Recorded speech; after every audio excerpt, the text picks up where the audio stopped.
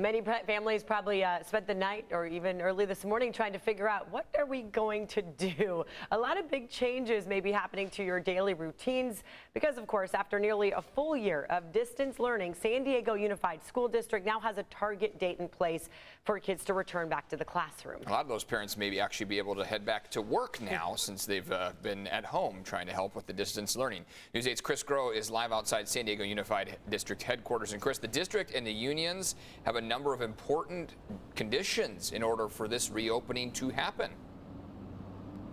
And one of those is the access to both vaccine doses, which would be required from either the Moderna or Pfizer vaccine in order to be fully inoculated, something that they've been fighting for during these reopening talks, and something some people didn't think was going to be possible when you talk about the tier system and how San Diego County is doing with the vaccine rollout. But here we are. Monday will be the day that we are going to potentially see some of those teachers start to get vaccinated. That's when their access will be opening up. But there are still other requirements that need to be in place.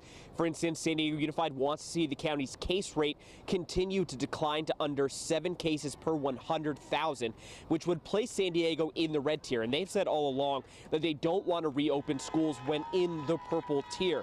Now, there also needs to be safety protocols put in place on all district campuses. That includes ventilation of all classrooms as well as testing of teachers every 2 weeks. Now, on the same day that this reopening was announced, that group that has been pushing for this reopening to happen much sooner than it has, that group Reopen SCUSD, was here at District HQ protesting for just a bigger reopening, right? They want to see more grades included. They are a little worried about these contingencies, but we heard from School Board President Richard Barrera, who believes that these contingencies will be possible. The county is announcing that beginning next week, educators can start to get vaccinated.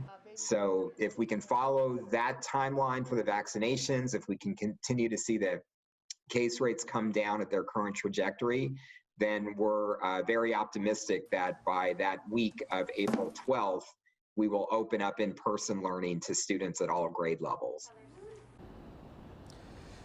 And that April 12th date, that is what a lot of people are looking at. That group Reopen SDUSD, they said that they won't fully celebrate until that date comes. But when that date does come, for those of you at home considering what to do, it is optional. You don't necessarily have to go back to this hybrid learning model if you don't feel comfortable. Distance learning will still be provided by the district. We'll be hearing from both sides of this debate coming up here later on this morning on News 8. Eric and Netta.